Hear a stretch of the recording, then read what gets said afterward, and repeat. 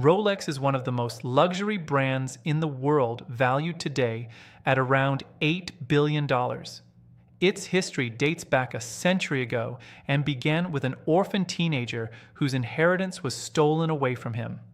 With nothing other than his determination to overcome his challenges, he ran away from his hometown and moved to another country. After a few years working his way up, he decided to follow his passion and opened a watchmaking business. Little did he know that this business venture would lead him to pioneer modern wristwatches, changing the whole industry and creating a billion-dollar empire. A series of misfortunes. Hans Wilsdorf was born in Kulmbach, Germany on March 22, 1881, by parents Anna and Johann Daniel Wilsdorf.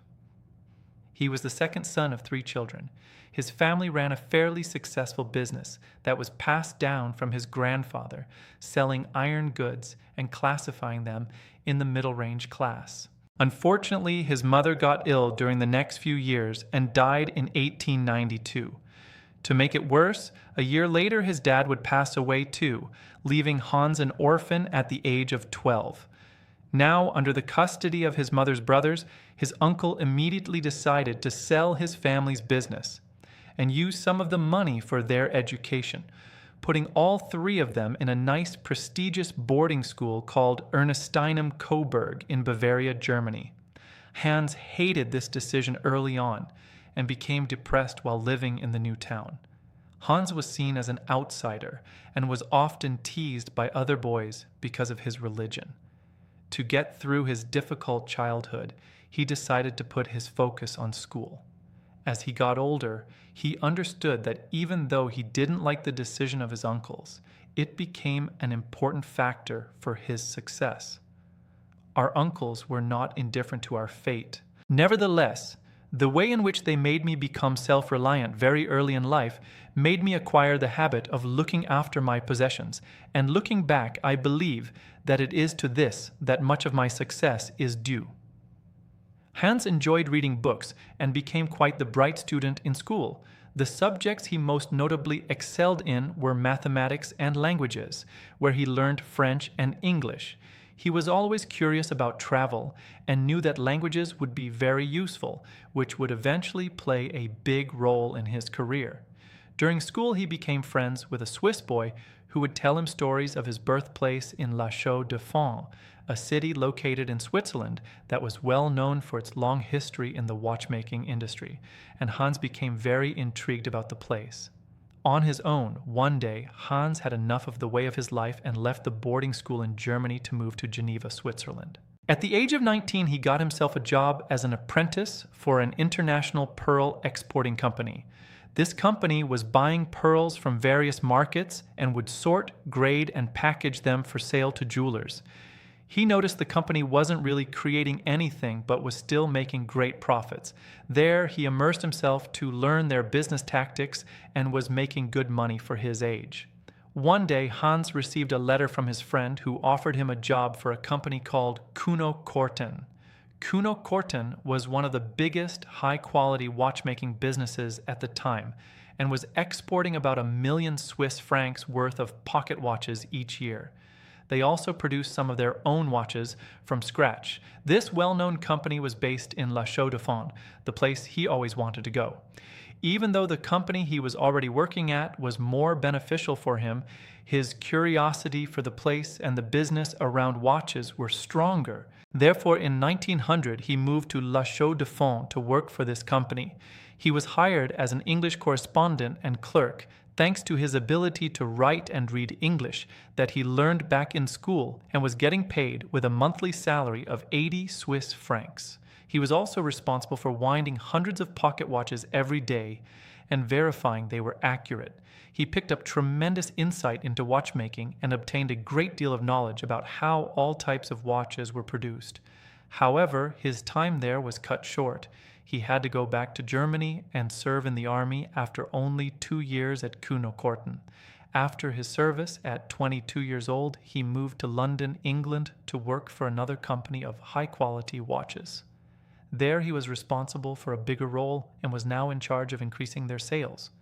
During the 2 years he stayed there, he successfully managed to find more clients for the company and grew their sales over time.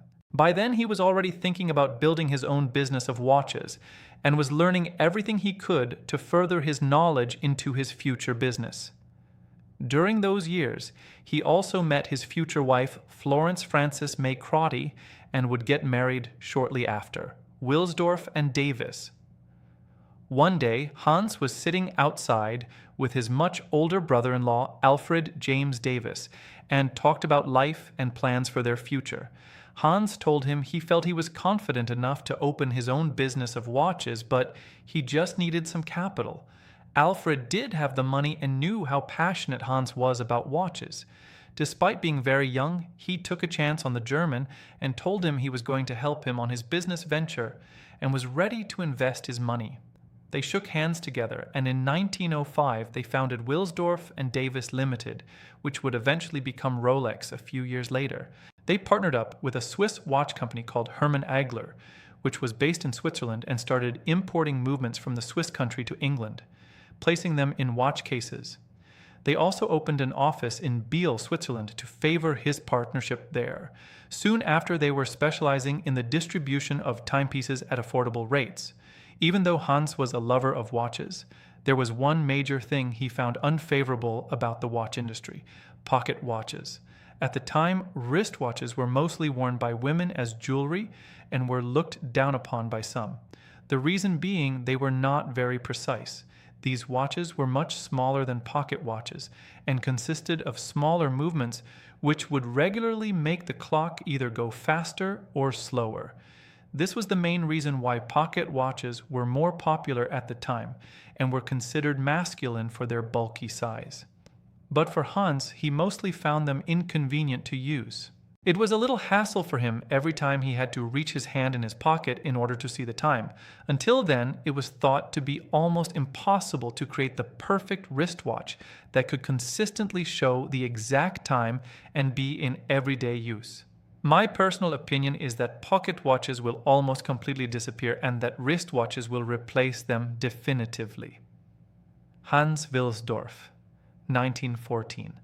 Hans predicted that sooner or later wristwatches were going to be the new norm for everybody and was fully committed to finding a way to create the perfect wristwatch. He spent the next several years traveling to many countries all around Europe and met countless watchmakers to discuss the small details of watches.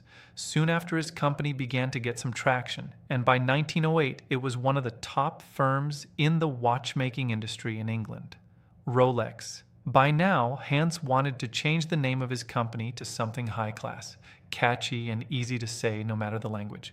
It also needed to be short, so the name could fit easily on the dial of the watch. He spent a big deal of time combining 5 letters from the alphabet to come up with something until finally Rolex was born. He immediately knew it was the perfect one, and a few days later, he registered the Rolex name as a trademark in 1908. During the next few years, Rolex was becoming known for its high-quality wristwatches. But the real breakthrough came in 1926 when Rolex released the Rolex Oyster, the first waterproof wristwatch in history. This innovation revolutionized the watch industry. Later in 1931, Rolex introduced the Oyster Perpetual, the first waterproof self-winding wristwatch. More revolutionary models followed. Rolex Datejust 1945, first automatic watch with date display, Rolex Day Date, first watch displaying both day and date, Rolex Submariner 1953, first deep-sea diving watch, Hans Wilsdorf died in 1960, but his legacy lives on. From an orphan boy who started with nothing, Hans Wilsdorf transformed the watch industry and built one of the most recognizable luxury brands in the world. Today, Rolex remains the most iconic watch brand, symbolizing precision, prestige, and success.